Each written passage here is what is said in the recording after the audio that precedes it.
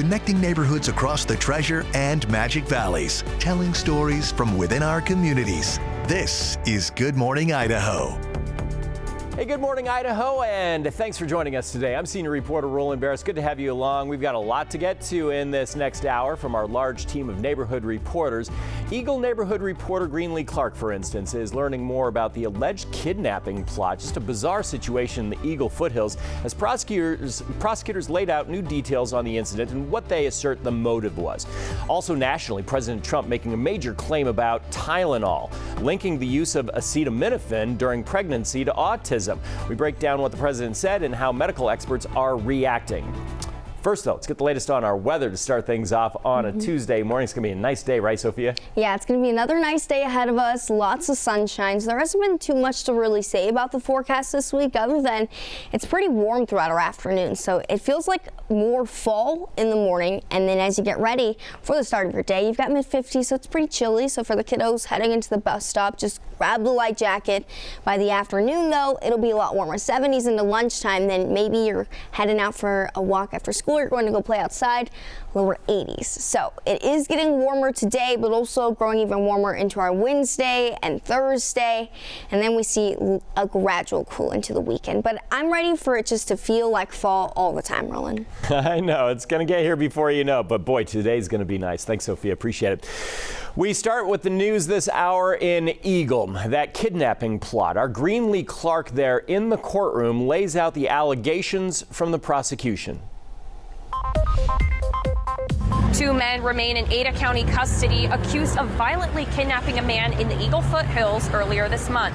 I'm your Eagle neighborhood reporter, Greenlee Clark, and I was in the courtroom when a judge denied their requests of lower bond. I also spoke with one suspect's family about the disturbing allegations. Steen Lamb remains held on a $500,000 bond, accused of being the mastermind behind the kidnapping plot that left a man tied up and badly beaten in the Eagle foothills. His alleged accomplice, David Larson, remains held on a $300,000 bond. Cameras were not allowed inside the courtroom for Monday's preliminary hearing, but I was in court for both arraignments when prosecutors laid out details of the September 5th incident. Authorities say Lamb lured the victim to the foothills for a photo shoot with his motorcycle. Then, with Larson's help, tased the victim, zip-tied his hands and legs, dragged him across the asphalt, and put a bag over his body while kicking and tasing him again. Lamb was a seasonal firefighter with Hagerman Fire District who told Idaho News 6 they were shocked to hear of his arrest. As for a motive, prosecutors say the suspects ordered the victim to break up with his girlfriend or be killed, with Lamb sending the woman text messages that night from the victim's phone. Lawyers for both defendants asked the judge to significantly lower their bond, but Judge Michael Lojek didn't budge. I spoke with Larson's family after the hearing, who told me this is way out of character for the 21-year-old. They feel he's more of a follower than a leader and worry he got caught up in a bad situation. Larson's father and grandmother tell me they're determined to show him support and do what they can to keep his spirits high. Both Lamb and Larson are scheduled to return to court on Monday, October 6th. I'm your Eagle neighborhood reporter, Greenlee Clark, for Idaho News 6. A major announcement from the White House on Monday claiming that taking Tylenol during pregnancy increases the chances of a baby having autism. Here's what President Trump had to say on live national television. Effective immediately, the FDA will be notifying physicians that the use of acetaminophen. Is that okay? Yes. Which is basically commonly known as Tylenol during pregnancy, can be associated with a very increased risk of autism. So taking Tylenol is not good. All right, I'll say it. It's not good. Health Secretary RFK Jr. by his side, who has long shared provably wrong theories about what causes autism, and the president digging in. Bobby wants to be very careful with what he says, and he should, but I'm not so careful with what I say. But you have certain groups, the Amish as an example, they have essentially no autism. But according to scientists, the Amish do indeed have cases of autism, and leading medical groups say there have been dozens of large studies over the decades, and not one of them found that acetaminophen causes autism. They worry that pregnant women will now be afraid to take the drug, even when they have a fever, which they say can be more dangerous for the baby. Uncontrolled fevers in pregnancy pose an increased risk of miscarriage, of neural developmental defects. The FDA has also now approved the cancer drug leucovorin to treat autism symptoms. And while early studies show that it may help some, but not all autistic children improve speech and comprehension, scientists say it's not at all a cure. The city of Boise has a new Parks and Rec director, Mayor Lauren McLean, selecting Sarah Arkle to the position over another finalist from out of state. Arkle currently serves as Parks and Rec superintendent and has worked at the department for the last decade. She still needs to be confirmed by the Boise City Council to make the appointment official. Current longtime Parks and Rec director Doug Holloway is set to retire in November. Freeze-dried strawberries, candy, and even microgreens. Now, they might look a little different, but they're part of a food trend that's exploding into a global industry. And right now, Boise is at the center of it. I'm downtown Boise neighborhood reporter Riley Shoemaker, and I came here to the Renegade Hotel for the Freeze-Dried Summit, where people from all over the world are here to show how this long-standing preservation method is becoming serious business. Here in Boise, from Massachusetts, Australia, Canada, even England, more than 120 entrepreneurs and curious foodies packed into the Hotel Renegade Ballroom. Fewer than 10 from Idaho, all attending to learn more about the industry and how to improve freeze-drying techniques to turn a profit. We manufacture our own freeze-dried sweet potato. It's like a cracker, but far more awesome. Josh Kingdon, a former actor, says his brand, Sweet Potato Awesome, is already on shelves at Whole Foods and Air One. To scale further, he needs bigger machines, and this summit brought the industry heavyweights to Boise. It's really helpful for me to see the units themselves and to learn about what it takes to run them. And freeze-drying has long been used in pharmaceuticals and for snacks like fruit, but the invention of a home unit about the size of a mini fridge opened up the door to hobbyists. Now, businesses are scaling up those ideas, and experts say the $5 billion global industry is projected to double in the next decade. From pet treats and camping meals to powders packed with nutrition. A teaspoon of freeze-dried microgreen powder is equivalent to your entire day's worth of nutrition for your greens. For Idaho, where agriculture drives the economy, freeze-drying could help preserve surplus harvests, extend shelf life, and cut waste. And for organizer David Lehman, who grew up here, hosting the first ever freeze-dried summit in Boise is a full circle moment. I wanted to make sure I had the event at a place that I love, which is Boise. So from snacks to supplements, organizers tell me they believe this is only the beginning for where the industry can go. I'm downtown Boise neighborhood reporter Riley Shoemaker, Idaho News 6. President Trump prepares to deliver a foreign policy speech before the United Nations General Assembly today. I'm Nicole D'Antonio in Washington with the details and the major topics on the president's agenda. All right, good morning, Magic Valleys. You get ready for the start of your day. You've got mid-40s. By the time we head into this afternoon, lower 80s. It's going to be nice and sunny and cool to start the day, so grab the light jacket. I'll be showing you the rest of the week ahead coming up. Thanks, Sophia. It's 11 minutes past the hour. Let's take a look at your national headlines this morning. Jimmy Kimmel Live will return to air tonight. ABC pulled the show last Wednesday after criticism and threats by the FCC over Kimmel's monologue, where he suggested Charlie Kirk's killer was affiliated with the Make America Great Again movement. Kimmel's suspension sparked national outrage, with protests from New York to LA and many subscribers to ABC's parent company Disney canceling their Disney Plus subscriptions on Monday. A spokesperson for Disney said they suspended the show to cool tension over Kimmel's comments, but after thoughtful conversations with Kimmel, they reached the decision to bring the show back. The New York Times, the Washington Post, and the Wall Street Journal are pushing back on new restrictions that would sharply restrict reporting at the Pentagon. According to the new policy, beat reporters with a Pentagon credential will have to sign a pledge not to obtain or use unauthorized material. Authorized by whom? Secretary of Defense Pete Hegseth wrote on social media, quote, wear a badge and follow the rules or go home. But the Pentagon press corps already has to wear credentials. Hegseth's press office has already booted some news outlets from media workspaces and made key parts of the building off limits to journalists without an official escort. President Trump is publicly calling for his Attorney General Pam Bondi to prosecute people he sees as political enemies. In a social media post addressed to Pam, the president writes, "Nothing is being done and justice must be served now." The president listing Senator Adam Schiff, former FBI Director James Comey, and New York Attorney General Letitia James as among those who should be prosecuted. Bondi, meanwhile, has not weighed in on the president's latest pressure campaign. The potential weaponization of the Justice Department was repeatedly called into question during her confirmation hearings, to which she said she would not give in. Today, President Trump will be in New York to deliver a foreign policy speech before the United Nations General Assembly. It comes as France joins several of America's closest allies in formally recognizing a Palestinian state. ABC's Nicole D'Antonio is in Washington with the details. This morning, President Trump prepares to address hundreds of world leaders at the United Nations General Assembly in New York.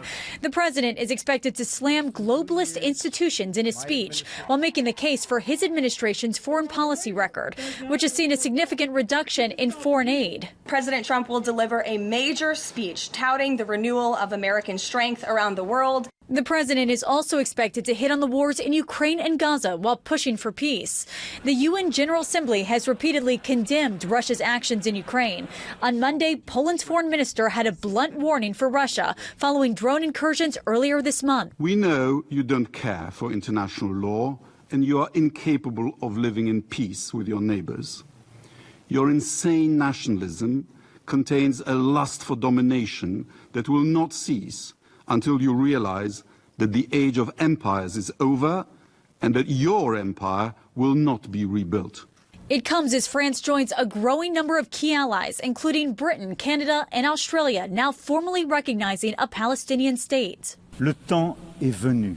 French President Emmanuel Macron saying the time for peace has come between Israelis and Palestinians, adding we can no longer wait. But Israeli Prime Minister Benjamin Netanyahu slamming the decision, saying there will be no Palestinian state.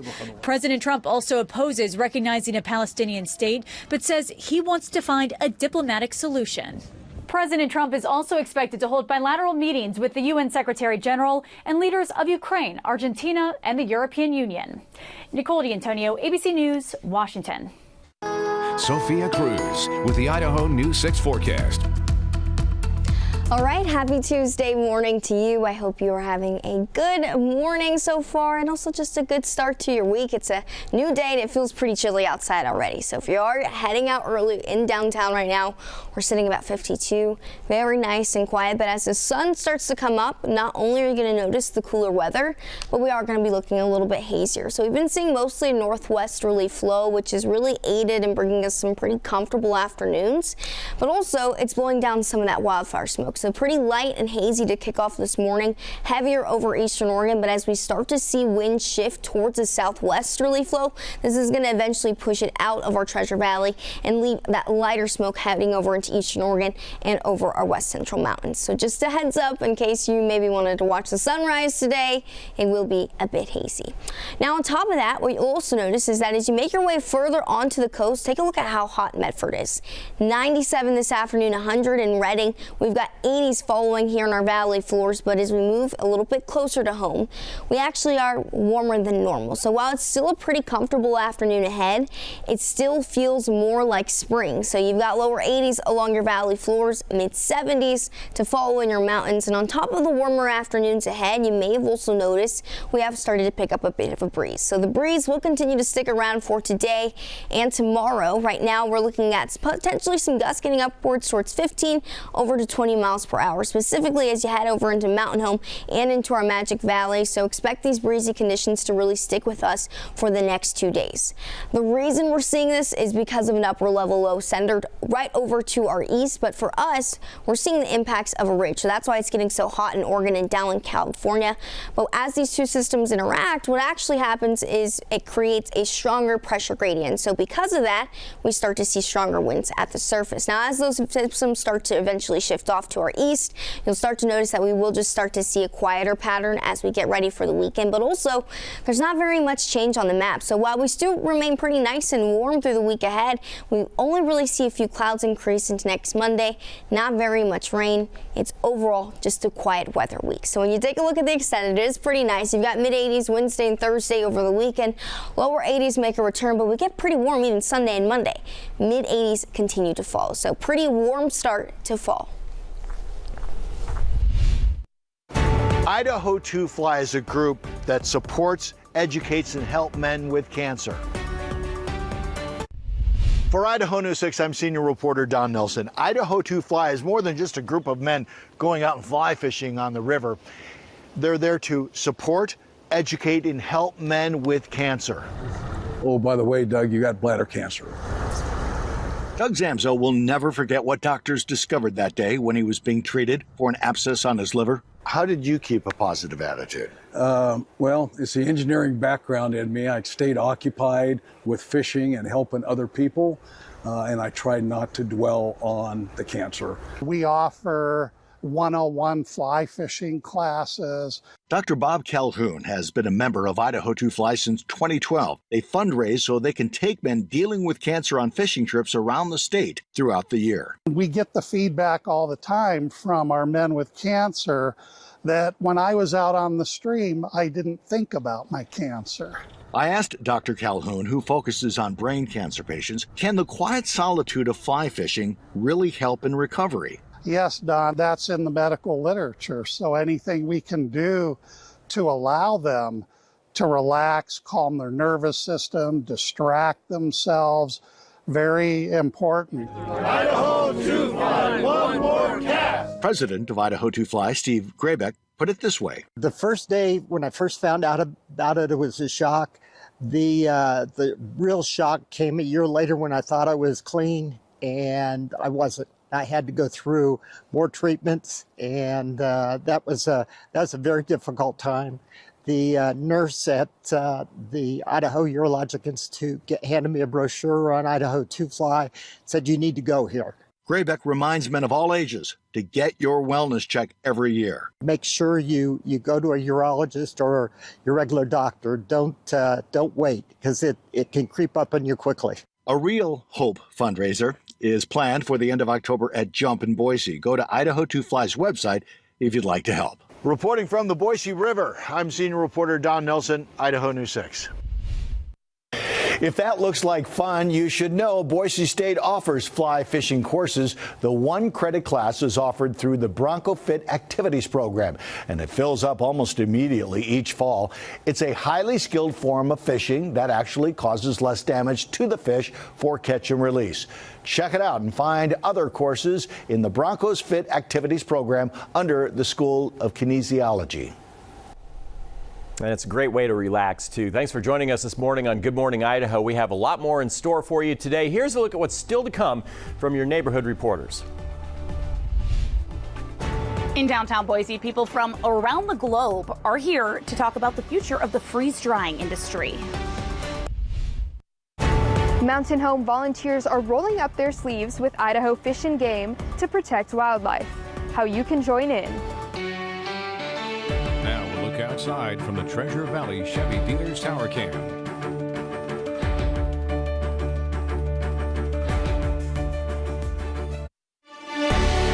Connecting neighborhoods across the Treasure and Magic Valleys, telling stories from within our communities. This is Good Morning Idaho. Hey everybody, welcome back to Good Morning Idaho. We're rolling along on a Tuesday morning. I'm senior reporter Roland Barris, and this morning Idaho News 6 is bringing you the most news from your communities across southern Idaho, including this from neighborhood team reporter We've got a team of reporters talking about major upgrades at airports across southern Idaho, as both Boise's airport and the Magic Valley Regional Airport are expanding. Plus, a story new this morning, Sahana Patel highlighting the need for Idaho Fish and Game volunteers in Mountain Home, as the group says their numbers are wearing thin during a critical time of the season.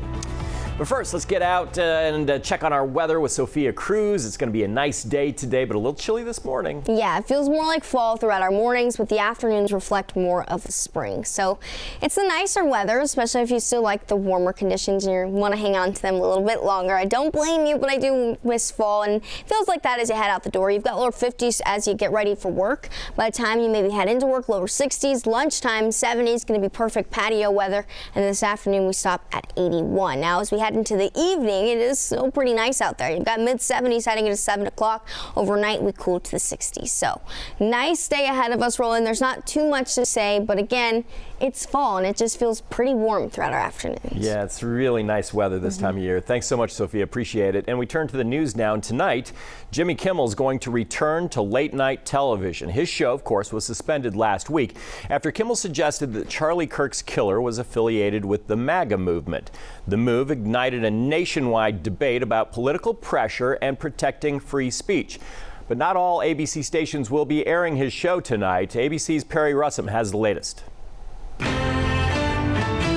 Overnight, Jimmy Kimmel's competitor Stephen Colbert reacting to the news. Kimmel is returning to late night TV. We got word that our long national late nightmare is over. And plus, now that Jimmy's not being canceled, I get to enjoy this again.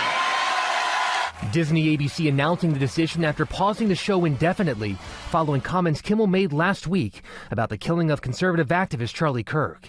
Disney saying, last Wednesday we made the decision to suspend production on the show to avoid further inflaming a tense situation at an emotional moment for our country. It is a decision we made because we felt some of the comments were ill-timed and thus insensitive. We have spent the last days having thoughtful conversations with Jimmy, and after those conversations, we reached the decision to return the show on Tuesday. The temporary pause came after FCC Chairman Brendan Carr appeared to threaten action against local broadcasters who aired Kimmel's show. We can do this the easy way or the hard way.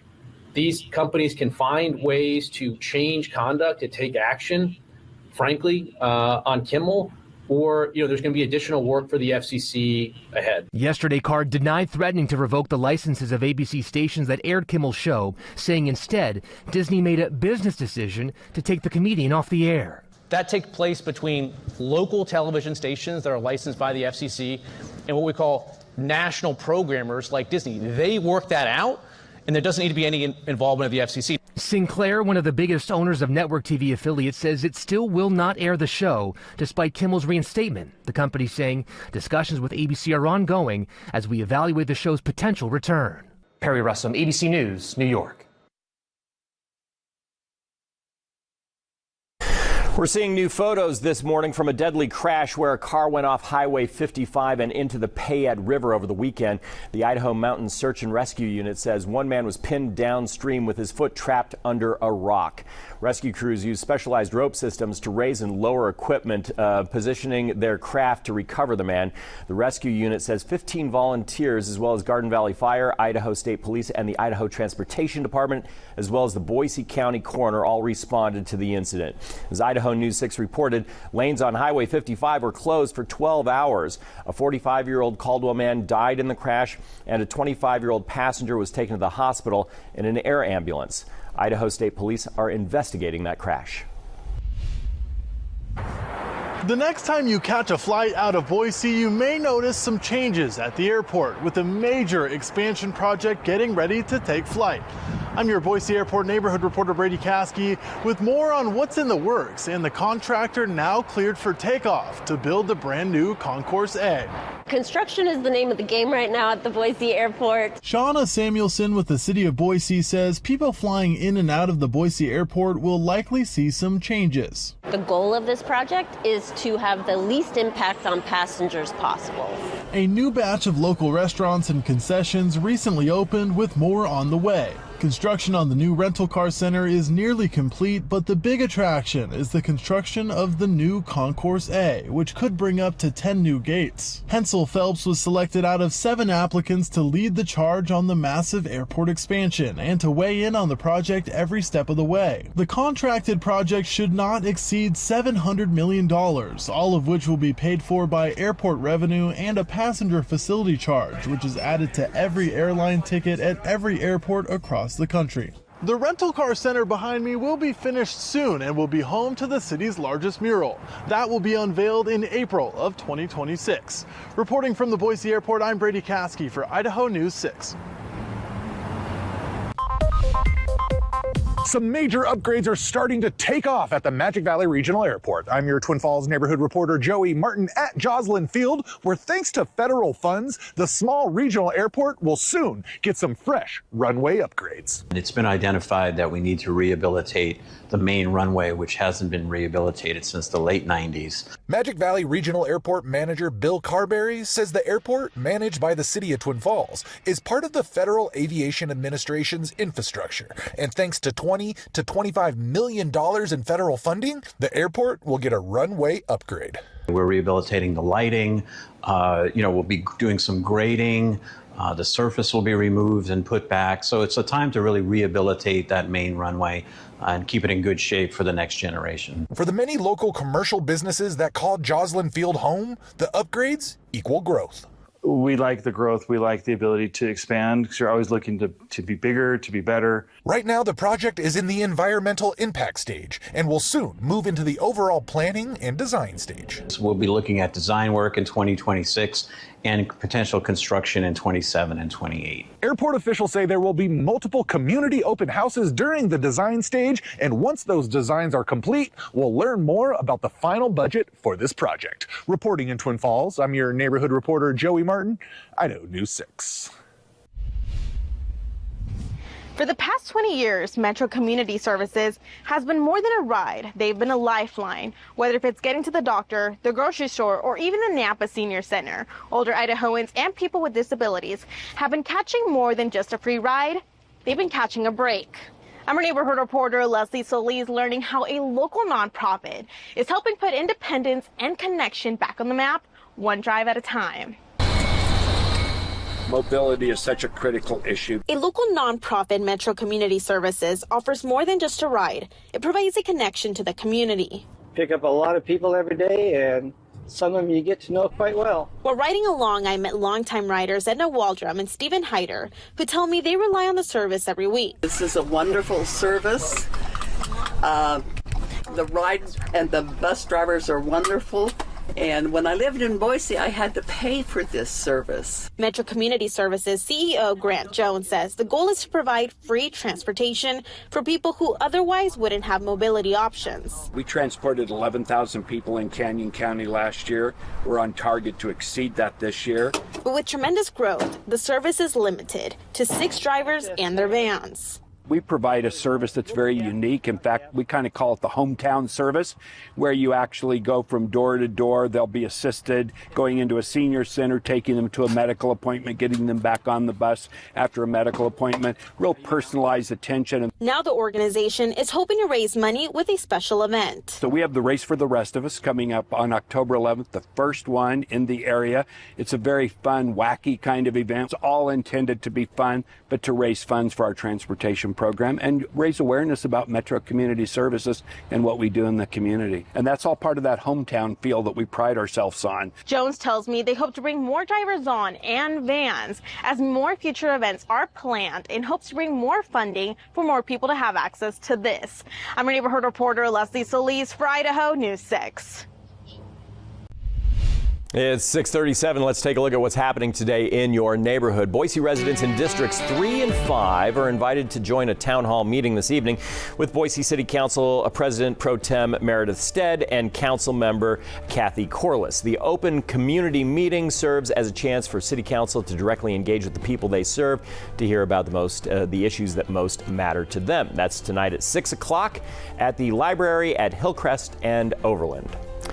Caldwell voters will have a chance to hear from the candidates running for mayor at a public Q&A forum this evening at City Hall. Attendees will get to ask questions and gain insights into each candidate's vision for Caldwell's future. That's tonight from 6 to 8 p.m. And local Olympic boxer Alyssa Mendoza returning home to Caldwell and will be welcomed home by a special event at Indian Creek Steakhouse this evening. Mendoza, a Caldwell native, represented Team USA most recently at the 2025 World Boxing Championships in Liverpool. That event, by the way, to meet her is tonight from 4 to 6. From tracking wildlife to restoring habitats, it's volunteers with the Idaho Fish and Game that help maintain Elmore County's environment. I'm your Mountain Home neighborhood reporter Sahana Patel, learning how outdoor enthusiasts are rolling up their sleeves to preserve the community and how you can join in.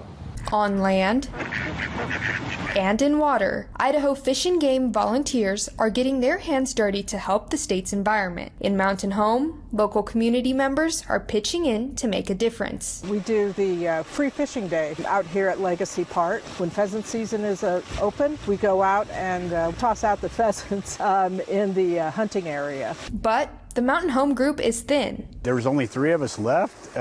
We're aging out, to put it mildly. That's why they're searching for the next generation of outdoor helpers. I've worked with kids that have been 8 years old, collecting seeds in the winter, all the way to a lot of retirees. As fall begins, the wildlife reservists say now is a critical time for volunteers. We're coming into what I call our primary volunteer season. As the season gets colder, we'll be collecting seeds for fire restoration areas. Walter Ruger, who has been a volunteer for 25 years, says he's been able to expand his work beyond Mountain Home. There's been twice now that I've transported bears, and we took it from here to Snowden, and they will rehabilitate it until it's big enough to be released into the wild. They say experiences like these make donating their time worth it. I can see every year how much better the habitat is growing after a fire.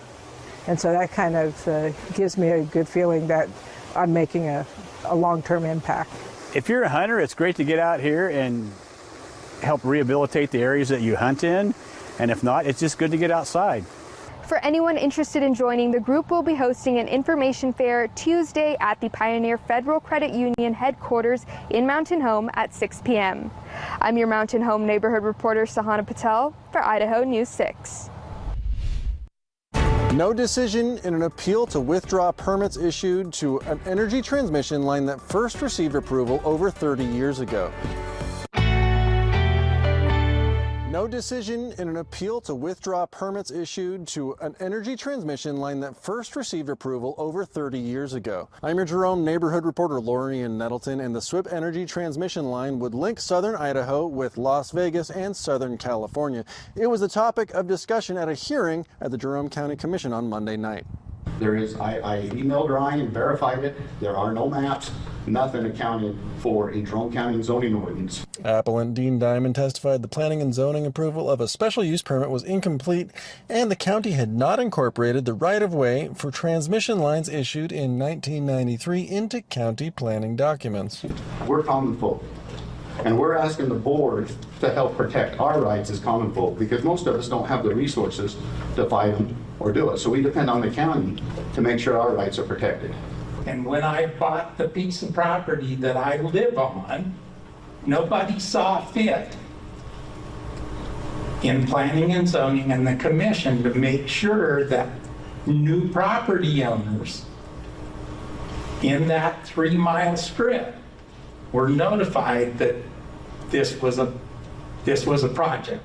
Despite the Lava Ridge wind energy project being called off, vocal opponents of that energy project continue to sound the alarm about other energy development proposals in southern Idaho and the Southwest Intertie project, or SWIP line, that would carry that power to market.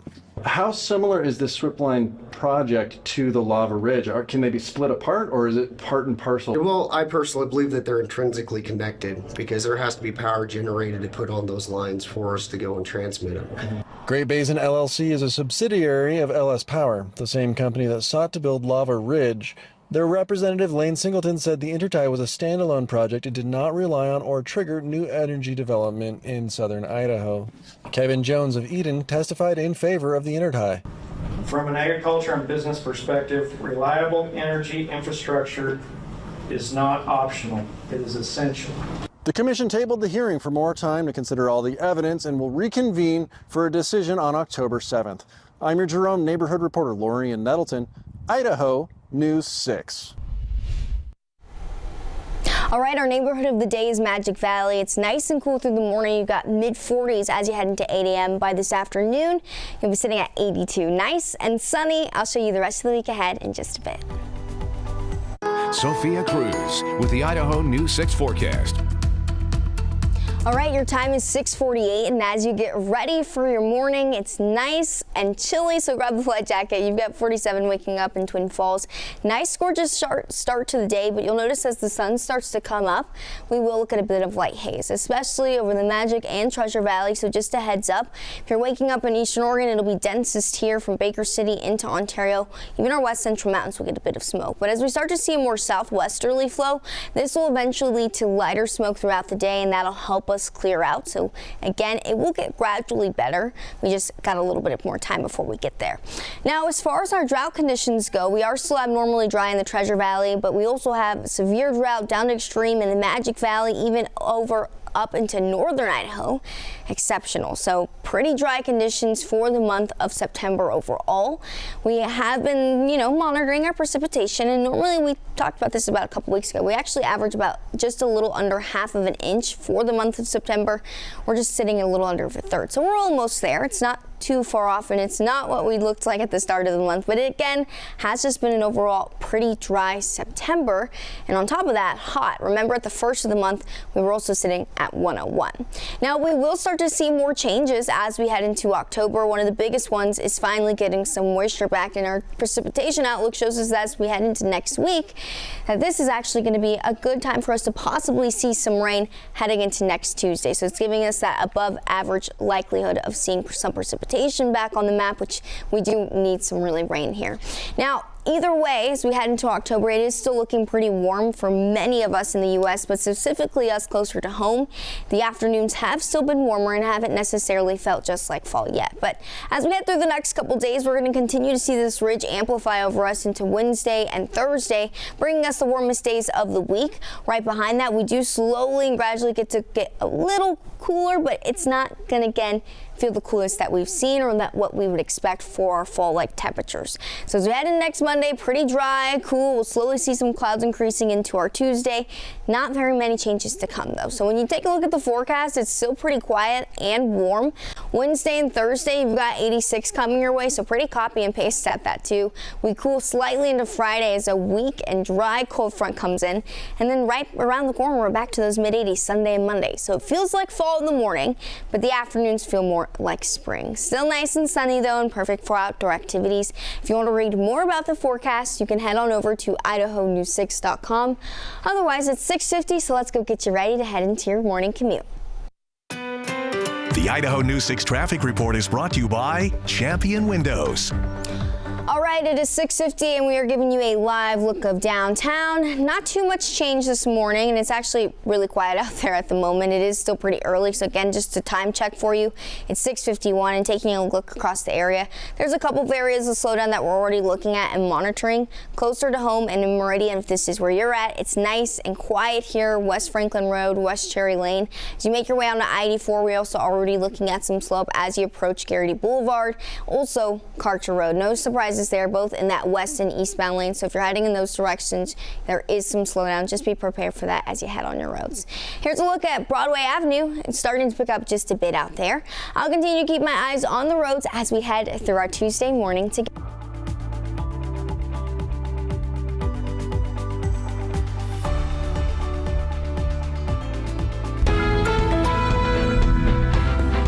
Nice. You always look nice. In this morning's GMA First Look, an ABC News exclusive. Michael Strahan one-on-one with Coach Prime. And how did you feel when you walked in that day? Did you have any symptoms of anything? This past spring, two-time Super Bowl champion and head coach of the Colorado Buffaloes, Deion Sanders, was unexpectedly diagnosed with an aggressive form of bladder cancer during a routine CAT scan for his blood clotting issues. So did they tell you that day, or did some time pass when they called you back? No, they told me they found something and they need to bring me back to do like a surgery to make sure this was what it was. Did you think it was cancer? Is that what they told you? Yeah, no, they didn't think, they knew. And coming up at 7 a.m., we'll have much more of Michael Strahan's exclusive interview with Deion Sanders. With your GMA First Look, I'm Elizabeth Schulze, ABC News, New York. It's 5 minutes before the hour. Welcome back to Good Morning Idaho, and we're just wrapping up here this morning. In case you missed it, these are the top stories that we're following from our neighborhood reporters. An update on a case we've been following for you after a violent kidnapping in the Eagle Foothills. With new details from the Ada County Courthouse, where a judge denied the defendant's request to lower bond. The two suspects are in custody for attacking another man earlier this month. The victim recognized one of the suspect's voices and went to the police despite the threats he received. Well, we're on the road with the local organization offering free rides to elderly and disabled neighbors in Kane County. Kane County nonprofit Metro Community Services offers free transportation, connecting residents to medical appointments, senior centers, and community activities. Idaho to Fly is much more than just a group of men learning to fly fish on the river. It's about supporting, educating, and helping men with cancer overcome the disease. And of course, you can learn more about all these stories on our website. Just head to idahonews6.com. Now, the Out the Door forecast, brought to you by Pella Windows and Doors. All right, it is 6:56, and as you get ready for your morning, it is going to start off a bit hazy and chilly, so grab the light jacket. By the time we head into lunchtime, we're going to be sitting in those 60s, so it is going to get gradually warmer throughout the day. It just feels majority of the day pretty nice and cool. You get to the 80s as you head into 5 o'clock, so the commute home will be warmer than what it started as, so just enjoy the nice sunshine. And if you want to read more about the forecast, you can head on over to idahonews6.com. Otherwise, let's go ahead now and get you ready for your morning commute. The Idaho News 6 traffic report is brought to you by Champion Windows. 6:57 is your time, and we are giving you a look at over downtown right now. The sun's slowly coming up, and so are the commuters, and we know the drive times too are eventually going to start to make their way up also. Now, I-84 Cuna Meridian eastbound, you can tell just from this camera shot that it is getting pretty busy. I know it's in black and white, it's a little blurry, but on that eastbound lane, very busy morning. Westbound looks a lot quieter. So drive times right now have built. Caldwell to Garrity under 20 minutes. Garrity into Eagle under 9. And Eagle into downtown Boise also coming in at under 8 minutes this morning. So it is already a busy start to our Tuesday roll-in. But hey, at least tomorrow's Wednesday. Yeah, indeed. And it's Fat Bear Week. Oh, yeah. This is so much fun. The Katmai National Park and Preserve in Alaska. The bears hang out there. They eat all sorts of salmon coming up, and then they get fat. You know, I do that in the winter time too, but not just salmon. I just eat whatever I want, and then I go snowboarding and burn it off. You're right, exactly. That's a good way to do it. I used to compete in this. I think Barris. It's pretty close, and I'm now celebrating losing the weight instead. Yeah. Feel much better. But when you're a bear, you got to have that weight for the winter time. I think that second one, the one we just saw before that shot, I think that was the fattest one. You like that? So and they don't take offense. Fat Bear Week. You can actually go online and vote for your favorite, everyone. Aww. Hey, thanks for joining us, everybody, and we're going to have much more tomorrow morning. We'll see you then.